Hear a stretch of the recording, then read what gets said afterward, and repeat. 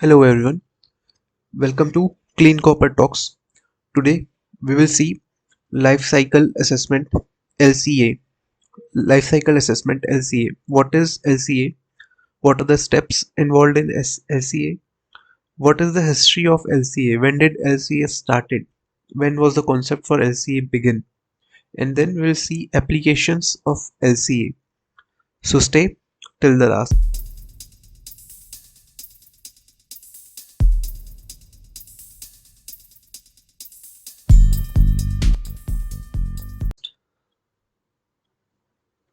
So life cycle assessment is a systematic process to evaluate any environmental or social impact a product can have.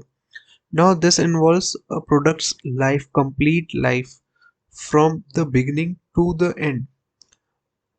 Suppose a product requires n number of raw materials. So the point when those raw materials grew, for example, a furniture, wood required for furniture comes from some tree. So that tree at some point of time would have been a seed. So the point when seed was germinated, it transformed into small plants, then it turned into trees. And finally trees were fallen, woods were taken out, furniture was prepared, furniture was used for its useful life, say 5 or 10 years, and after that it was discarded by the owner, maybe it was sent to solid waste dumping site. So all these years, what that product, what that wood, what all the ingredients used had environmental as well as social impact. Analysis of that in a process in a systematic method is called as life cycle assessment. It is an important tool for assessing sustainability and environmental performance of various systems, and it helps various organizations to make informed decisions to reduce their environmental footprint. So what are the components or steps involved in life cycle assessment? The first step is defining of goal and scope. What is the goal? What are the purpose involved? What is the boundaries to set up, and what are any specific environmental or social impact which has to be calculated or evaluated? So first of all, you need to decide the goal and scope. Next step is life cycle inventory, preparation of life cycle inventory, that is gathering all the data on all the inputs and outputs at each and every stage of the product's life. This can include data on the raw material which was used, its manufacturing process, transportation, use and disposal. The third step is life cycle impact assessment, which involves evaluating the potential environmental impact that can have due to the inputs and output identified in the previous step. Here we categorize them based in the categories such as greenhouse emissions, water use, wastewater produced, solid waste produced, energy consumed, and more.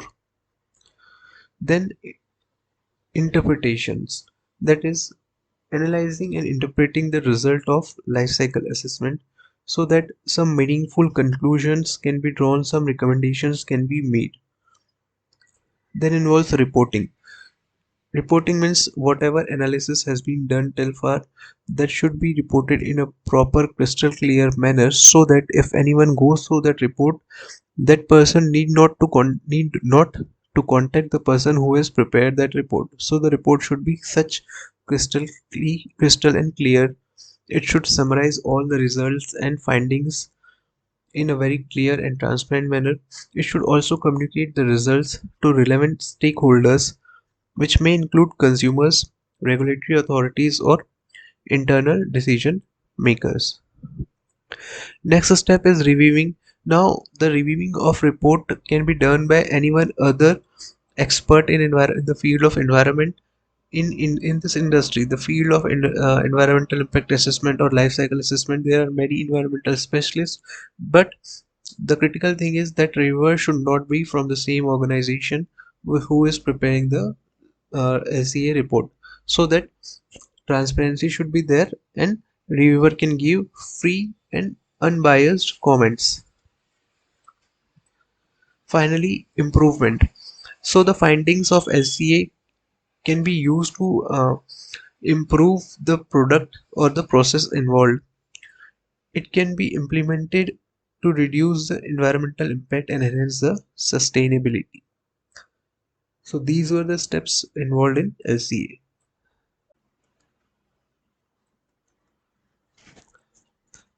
So let us see history of LCA. When did the term life cycle assessment was coined, when it was used for the first time?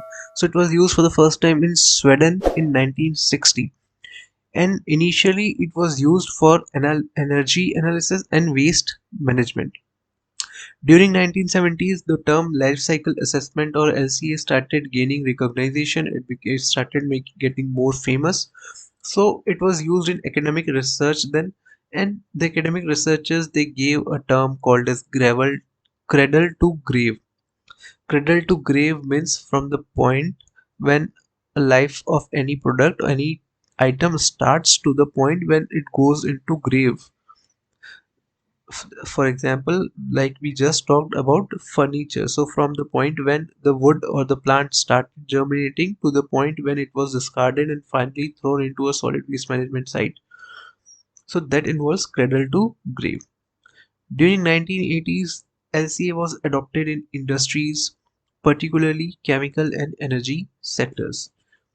Government and organizations also started considering LCA for the preparation of policy and regulatory purposes. During 1990s, there came international standards for preparing life cycle assessment. The methodologies, the guidelines, the SOPs for LCA started growing, and then came ISO 1400, 14040 and ISO 14044, which provides guidelines for life cycle assessment practitioners. Then during 2000, life cycle assessment became widely accepted throughout the globe in many countries, and it was used for eco-labeling, environmental product declarations, and assessing the environmental impact of various products and services. During 2010, the concept of social life cycle assessment developed, and this expanded the scope of life cycle assessment to include social and human rights aspects also. So now, life cycle assessment also involves the angle of social and human rights.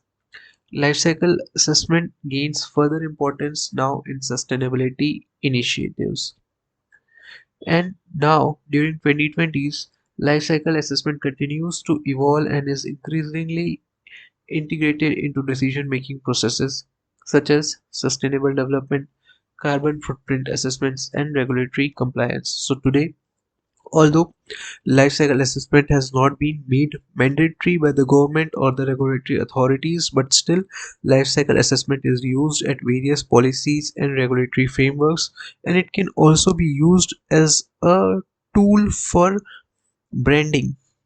If suppose a company develops a product and it shows its life cycle assessment has been done and these are the pros and these are the cons, then it can act as a positive way. So this is how life cycle assessment history. This is about the history of life cycle assessment, how it started and how it is going.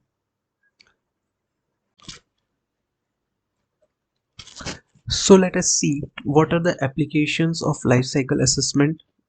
So LCA can be used in designing of a product, since LCA can give information on the potential environmental or social impact a product or an ingredient have. The alternatives can be suggested and can be used. So life cycle assessment can be used in designing of a new product.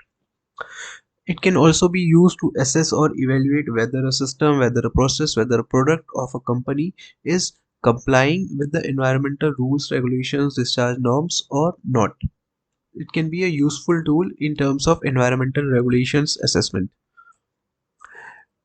The report of life cycle assessment can provide very useful information on sustainability, useful information and data which can be used for sustainability reports and corporate social responsibility initiatives.